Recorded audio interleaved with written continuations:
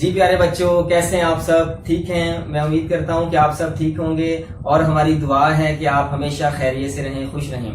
Students, easy approach to science के platform से मैं कैसर भट्टी आपके लिए एक जबरदस्त वीडियो लेके आया हूं। स्टूडेंट्स, आज की हमारी वीडियो का टाइटल है ionic bond. Students, 9th class chapter 4 structure of molecule का ये सेकेंड टॉपिक है। बोर्ड के पॉइंट ऑफ व्यू से ये टॉपिक इंतहाई अहम है। अक्सर औकात लॉन्ग क्वेश्चन आयनिक बॉन्ड पे देखा गया है। स्टूडेंट्स, इसमें से शॉर्ट क्वेश्चंस और एमसीक्यूज भी बनाए जाते हैं, इसलिए आपने इस वीडियो को पूरा एंड तक देखना है ताकि आपका जो कॉन्सेप्ट है वो अच्छी तरह बन सके।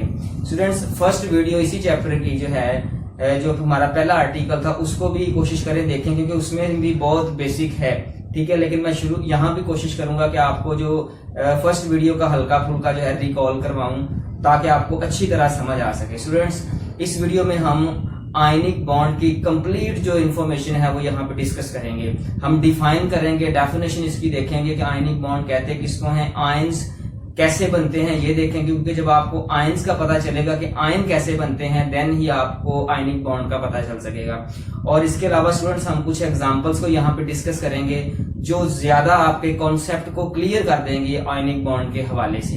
ठीक है स्टूडेंट्स, कुछ बेसिक्स कॉन्सेप्ट्स हैं जो वीडियो शुरू करने से पहले, अपना लेक्चर स्टार्ट करने से पहले मैं आपके साथ शेयर करना चाहता हूं ताकि आपको इसके बारे में सारी इंफॉर्मेशन आ जाए। स्टूडेंट्स, 1916 में एक जर्मन साइंटिस्ट था, ठीक है, उसका नाम था वॉल्टर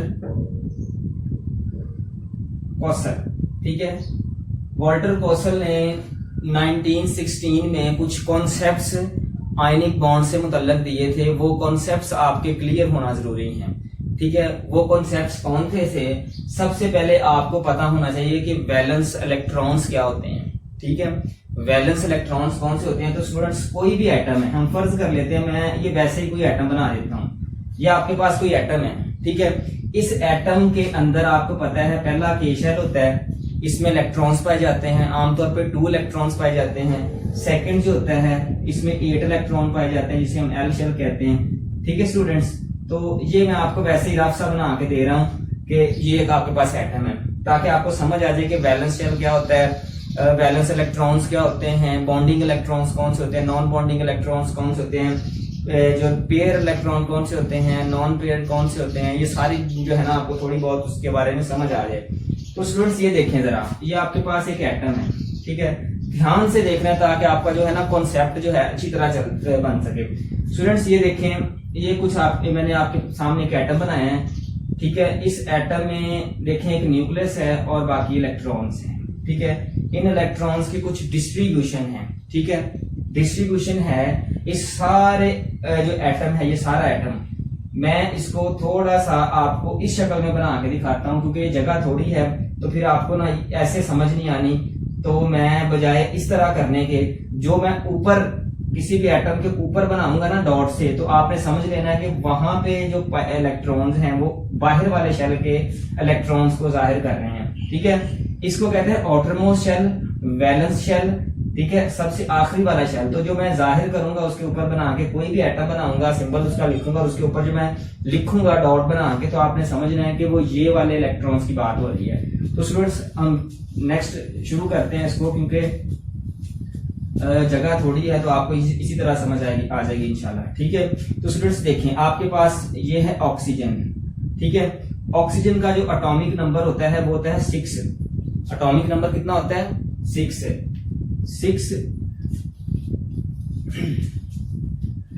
तो स्टूडेंट्स, ये देखें, हम शुरू करते हैं ऑक्सीजन से। ये ऑक्सीजन है आपके पास, ऑक्सीजन का एटॉमिक नंबर कितना होता है? 8। अगर हम इसको ड्रॉ करें इसके इलेक्ट्रॉन्स के हवाले से, तो इसके ऊपर देखें 1 2 3 4 5 और ये 6। ये मैंने 6 इलेक्ट्रॉन्स बनाए हैं। कौन से? जो इसके फर्स्ट 2 थे वो तो पहले शेल में रह गए ना, ठीक है, अंदर रह गए उसके फर्स्ट वाले के में। बाकी वाला जो शेल है उसमें कितने आएंगे? 6। तो मैं इसको इस तरह जाहिर करूंगा। अगर जो मैंने अभी बनाया था सोडियम का, ठीक है, तो सोडियम का इस तरह होगा, देखें। ठीक है, इसके ऊपर कितने इलेक्ट्रॉन्स बचेंगे? 1 इलेक्ट्रॉन आएगा ना, सोडियम के ऊपर 1 इलेक्ट्रॉन आएगा क्योंकि इसके बैलेंस शेल में 1 था। अच्छा, अगर मैं क्लोरीन को लेता हूं ऐसे करके, तो क्लोरीन में कितने आते हैं? 1 2 3 4 5 6 और 7 क्यों आ रहे हैं?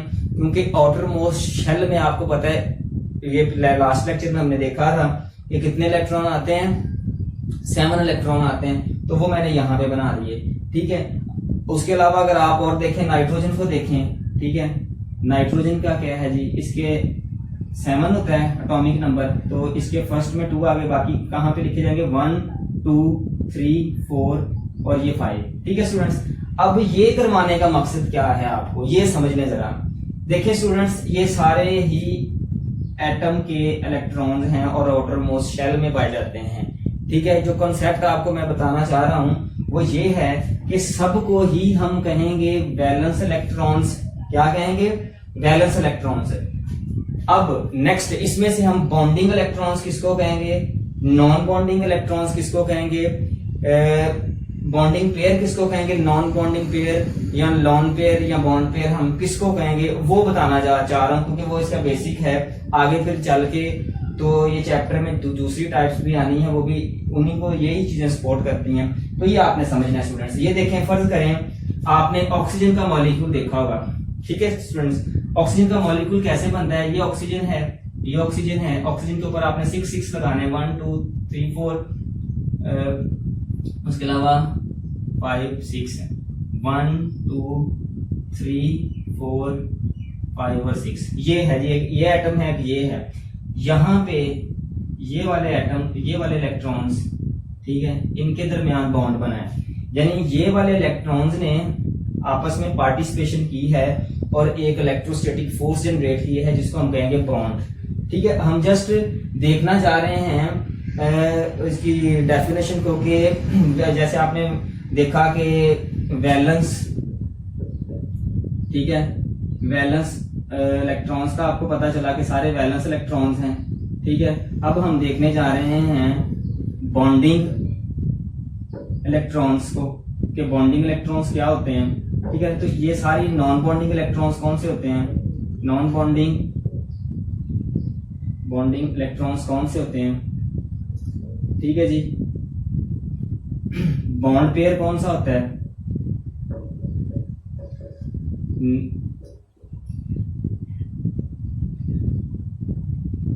नॉन बॉन्ड पेयर कौन सा था। ये डेफिनेशन ही मैं आपको जरा थोड़ी सी क्लियर करवानी चाह रहा हूं, ताकि आपको मजीद आगे चल के समझ आए। देखिए स्टूडेंट्स, ये मैंने एक बॉन्ड बनाया है आपके सामने, कि एटम एक मॉलिक्यूल है ये वाला।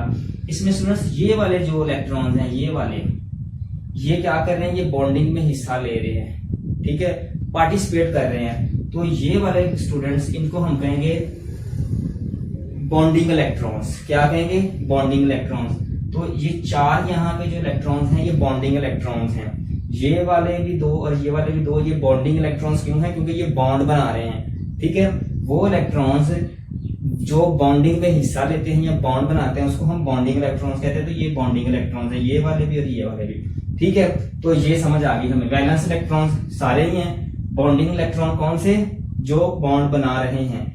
नॉन बॉन्डिंग इलेक्ट्रॉन्स कौन से होंगे स्टूडेंट्स, वो सारे इलेक्ट्रॉन्स जो देखें, 2 ये पड़े हैं, 2 ये वाले जो हैं, 2 ये और 2 ये, ये सारे नॉन बॉन्डिंग इलेक्ट्रॉन्स कहलाएंगे। क्यों? क्योंकि ये बॉन्ड नहीं बना रहे, मौजूद हैं लेकिन बॉन्ड में पार्टिसिपेट नहीं कर रहे। इस वजह से हम इनको कहेंगे कि ये नॉन बॉन्डिंग इलेक्ट्रॉन्स हैं स्टूडेंट्स। उसके बाद बॉन्ड पेयर या लॉन पेयर। ठीक है, बॉन्ड पेयर या लॉन पेयर क्या होता है, ये चीज आपने देखनी है। ठीक है, नॉन बॉन्ड पेयर भी इसको कह सकते हैं, या आमतौर पे इसको लॉन पेयर कहा जाता है। ठीक है जी, लॉन पेयर, बॉन्ड पेयर और लॉन पेयर, ये क्या होता है स्टूडेंट्स। ये देखें, पेयर में होते हैं 2 चीजें होती हैं पेयर में। ठीक है, जैसे एक डजन में 12 चीजें होती हैं, ऐसे ही आपको पता है पेयर में 2 चीजें होती हैं। तो यहाँ पे देखें, एक पेयर ये बना हुआ है, एक पेयर ये बना हुआ है। ठीक है, ये भी पेयर है, ये भी पेयर है, ये भी पेयर है, ये भी पेयर है, ये भी पेयर है, ये भी पेयर, सारे पेयर्स हैं। लेकिन उसमें हमने देखना है बॉन्ड पेयर कौन सा है और लॉन पेयर कौन सा है। तो स्टूडेंट्स यहाँ पे देखें, एक पेयर ये पड़ा हुआ है, एक पेयर ये पड़ा, ये दोनों पेयर्स, ये वाले 2 इलेक्ट्रॉन्स और ये वाले इलेक्ट्रॉन्स, ये दोनों इलेक्ट्रॉन्स क्या कहलाएंगे, बॉन्ड पेयर्स कहलाएंगे यहाँ पे। ठीक है, देखना बॉन्ड बनाया हुआ है, तो यहाँ पे हम कहेंगे कि 2 बॉन्ड पेयर्स हैं। कितने बॉन्ड पेयर्स हैं, 2 बॉन्ड पेयर्स हैं। अगर हम यहाँ पे देखें एक पेयर ये पड़ा हुआ है, ये पेयर, लेकिन ये बॉन्डिंग में हिस्सा नहीं ले रहे। तो यहाँ पे क्या है कि 2 लॉन पेयर हैं, यहाँ पे क्या है, यहाँ पे भी 2 लॉन पेयर हैं। सो पूरे मॉलिक्यूल में 4 लॉन पेयर हो गए और 2 बॉन्ड पेयर हो गए। ठीक है स्टूडेंट्स, तो ये आपने चारों चीजों को समझना अच्छी तरह कि बॉन्ड पेयर क्या है, लॉन पेयर क्या है। सही है, तो अब हम नेक्स्ट चलते हैं इसकी डेफिनेशन के ऊपर कि आयनिक बॉन्ड क्या है और इसकी डेफिनेशन क्या है। स्टूडेंट्स, इससे पहले आप आयंस की थोड़ी सी देख रहे हैं, मैं आपको बता देता हूं कि आयंस किसे कहते हैं। स्टूडेंट्स, फर्ज करें ये आपके पास एक एटम है, ठीक है, जर्नल सा बताता हूं क्योंकि फर्स्ट चैप्टर में आपने डिटेल के साथ पढ़ा हुआ है। फर्ज करें एक एटम है आपके पास ये। स्टूडेंट्स, एटम में ऐसे कोई चीज जब निकल जाती है, ठीक है, जब कोई चीज निकल जाती है तो जो उसकी शक्ल बाद में बनती है उसको हम आयन कहते हैं। ठीक है, यानी एटम की बिगड़ी हुई शक्ल आयन है। 2 तरह से उसकी शक्ल बिगड़ सकती है या उसकी कंपोजिशन बदल सकती है, या तो उसमें से कोई चीज निकल जाए या उसके ऊपर कोई चीज आ जाए तो वो आयन कहलाता है। वही एटम जब उसमें से कोई चीज निकल जाती है यानी इलेक्ट्रॉन्स निकल जाते हैं या उसके ऊपर इलेक्ट्रॉन्स आ जाते हैं तो उसको हम आयंस कहते हैं। ठीक हो गया। अगर किसी एटम में से इलेक्ट्रॉन्स निकल जाएं, ठीक है ना, इलेक्ट्रॉन्स निकलें तो हम उसको कहते हैं कि जी ये कैटायन है। ठीक है, जब इलेक्ट्रॉन निकल जाता है ना तो उस पर पॉजिटिव चार्ज आ जाता है। क्यों आ जाता है? क्योंकि ये नेगेटिव नेचर का था इलेक्ट्रॉन गया तो पीछे पॉजिटिव चार्ज जो है वो डोमिनेट कर जाएगा, विन कर जाएगा, जिसकी वजह से इस पे पॉजिटिव चार्ज नोमिनेट हो जाएगा। इसको हम इलेक्ट्रो पॉजिटिव एटम कहेंगे क्योंकि ये पॉजिटिव आयन में कन्वर्ट हो जाता है। पॉजिटिव आयन कह दें, कैटायन कह दें, ये आपकी मर्जी है। तो ऐसे बनता है एटम एक आयन। तो कैटायन एनायन कैसे बनता है? जब ऑलरेडी कोई एटम हो न्यूट्रल, उसके ऊपर कोई इलेक्ट्रॉन आ जाए, इलेक्ट्रॉन नेगेटिव है, नेगेटिव नेचर का पार्टिकल है, तो जैसे ही वो किसी न्यूट्रल एटम पे आता है तो उसको भी नेगेटिव करता है, उसकी नेचर फिर नेगेटिव हो जाती है, जिसको हम एनायन कहते हैं। तो ये है एनायन और कैटायन में फर्क। ठीक है स्टूडेंट्स, अब हम देखते हैं कि जो है आयनिक बॉन्ड क्या है। स्टूडेंट्स, इन सारी बातों का आपने ध्यान में रखना है। जो होता है ना बॉन्ड, असल में bond is nothing actually. Bond असल में कोई चीज नहीं है, किसी भी कह लें कि बॉन्ड असल में कोई चीज नहीं है, कोई इसकी हम अक्सर ज़हन में आता है कि बॉन्ड का मतलब शायद ये होगा कि कोई जोड़ है या बहुत ही मजबूती से एक दूसरी चीज के साथ मर्ज हो जाती है। ठीक है ना, जैसे देखें कि मैं कहता हूं कि जैसे हम कोई 2 चीजों को मुकम्मल तौर पे मर्ज कर देते हैं, मिक्स कर देते हैं, ठीक है ना, वो एक दूसरे के अंदर जाके वो अपनी करेक्टरिस्टिक्स जो हैं या अपनी खूबियां जो हैं वो लॉस कर देती हैं, यानी कि उनकी जो अपनी प्रॉपर्टीज हैं वो डिसअपीयर हो जाती हैं। तो बॉन्ड इस तरह नहीं है कि एक एटम मुकम्मल तौर पे किसी दूसरे एटम के साथ इस तरह मिलता है कि एटम अपनी शनाख्ती खो देते हैं। नहीं, ऐसे नहीं होता स्टूडेंट्स। जो बॉन्ड होता है ना एक्चुअली एक फोर्स ऑफ अट्रैक्शन का नाम है। ठीक है ना, 2 या 2 से ज्यादा एटम्स के दरमियान फोर्स ऑफ अट्रैक्शन का जनरेट हो जाना, ठीक है ना, इलेक्ट्रोस्टैटिक फोर्स का जनरेट हो जाना बॉन्ड कहलाता है। और फिर ये फोर्स ऑफ अट्रैक्शन का जनरेट होना ये मुख्तलिफ पैटर्न के साथ होता है, मुख्तलिफ तरह से ये फोर्स जनरेट होती है। कहीं पे इलेक्ट्रॉन की शेयरिंग हो रही है, कहीं पे इलेक्ट्रॉन ट्रांसफर हो रहे हैं, कहीं पे पार्टिसिपेट कर रहे हैं। तो मुख्तलिफ तरह से जो बॉन्डिंग है वो होती है, मुख्तलिफ तरह से ये जो फोर्स ऑफ अट्रैक्शन है, इलेक्ट्रोस्टैटिक फोर्स है, वो पैदा होती है। तो आज इसी तरह की एक फोर्स को हम पढ़ने जा रहे हैं जिसका नाम क्या है? Ionic bond. ठीक है, तो आयनिक बॉन्ड की डेफिनेशन क्या बनेगी कि जनाब it is the electrostatic attractive force between the atoms which held them, जो इन्हें जोड़ के रखती है। ठीक है, ऐसी फोर्स, ठीक है, मैं यहां पे लिख भी देता हूं, it is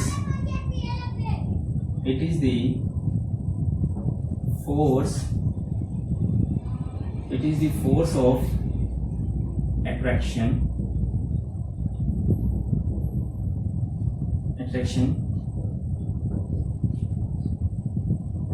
between the atoms which held them together, called ionic bond. तो स्टूडेंट्स, ये इसकी इजी सी मैंने डेफिनेशन आपको लिख के दी है, आप इसकी ये डेफिनेशन याद कर सकते हैं कि वो फोर्स, ठीक है, जो एटम्स को आपस में जोड़ी रखती है उस फोर्स को हम आयनिक बॉन्ड कहते हैं। स्टूडेंट्स इसको मजीद अब हम आगे लेके चलते हैं। डेफिनेशन क्लियर हो गई, आपको इसके बेसिक्स कॉन्सेप्ट्स हो गए। अब इसको एक एग्जांपल से करते हैं, आपको सारी समझ आ जाएगी। स्टूडेंट्स उससे पहले मैं आपको एक बात बताता हूँ। ये देखें, ये आपका पीरियोडिक टेबल है। फर्ज करें ये आपका पीरियोडिक टेबल है, ठीक है। ये मैं आपको रफ सा स्केच इसका बना के दे रहा हूँ ताकि आपको थोड़ा सा जो है ना इसका आइडिया हो जाए, ठीक है। तो स्टूडेंट्स ये आपका पीरियोडिक टेबल है, ठीक है।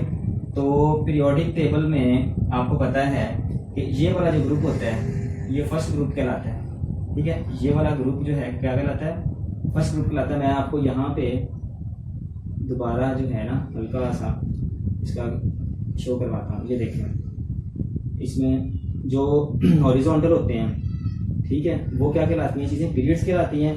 और जो चीज़ें वर्टिकल होती हैं वो क्या कहलाती हैं? ग्रुप्स कहलाती हैं। ये देखें, थोड़ा सा मैं आपको थर्ड चैप्टर को याद करवा रहा हूँ, वो उसमें हमने बड़ी डिटेल के साथ ये सारी चीज़ें की हुई हैं, ठीक है। ये देखें, इस तरफ को पीरियड्स, इस तरफ को ग्रुप्स हैं। तो स्टूडेंट्स इसको हम कहते हैं फर्स्ट ए। ये हमारा पहला ग्रुप है, ठीक है स्टूडेंट्स। ये ब्लैक से कर लेते हैं। ये हमारा पहला क्या है? ग्रुप है। और यहाँ पे ये वाला हमारा कौन सा ग्रुप है? इसको 17 बोलते हैं, ये वाला, ठीक है। हमने यहाँ पे इन ग्रुप्स को ज्यादा लेके चल रहे हैं, ठीक है। देखें, अच्छा क्यों इनको लेके चलना है? क्योंकि इनकी मैं एग्जांपल लेने वाला हूँ, इस वजह से मैंने इसको लिए। देखें, फर्स्ट ग्रुप है, ये सेकंड है, ये थर्ड है, ऐसे ऑनवर्ड चलते हैं, ठीक है, ऐसे, ठीक है। यहाँ से ये फिर बी में आ जाते हैं। तो स्टूडेंट्स देखें, किसी जो है ना कोई भी एटम है, उसका अगर आपने ग्रुप नंबर देखना हो कि वो कौन से ग्रुप में है, तो आप उसके जो है ना आउटर मोस्ट शेल में, वैलेंस शेल में इलेक्ट्रॉन को गिन लें। किसी एटम के वैलेंस शेल में जितने इलेक्ट्रॉन होंगे ना, उसका ग्रुप नंबर वही होगा। जैसे यहाँ पे सोडियम पाया जाता है, ठीक है ना। फर्स्ट ग्रुप में कौन सा एलिमेंट पाया जाता है? सोडियम। तो सोडियम का जो है तीसरा नंबर पाया जाता है सोडियम। सोडियम का एटॉमिक नंबर कितना होता है? 11। अगर हम इसकी इलेक्ट्रॉनिक कॉन्फ़िगरेशन करें तो एंड पे क्या बचता है? 1 बचता है आखिर वाले शेल में। इसी वजह से इसका क्या है? फर्स्ट ग्रुप है। इसी तरह अगर आप इधर से कोई लें, ठीक है ना, क्लोरीन लें, तो क्लोरीन का जो उसमें 7 बचते हैं आउटर मोस्ट शेल में, तो इसका ग्रुप नंबर भी 7 है, ठीक है। तो ये चीज है। अच्छा भाई, यहाँ पे आपने याद रखना है, हम इसी फॉर्मेशन के लिए एग्जांपल उठाते हैं कि यहाँ से उठाते हैं सोडियम को, चलो उठा लेते हैं, यहाँ से उठा लेते हैं क्लोरीन को, उठा लेते हैं। यहाँ पे क्लोरीन पाया जाता है Cl, ठीक है।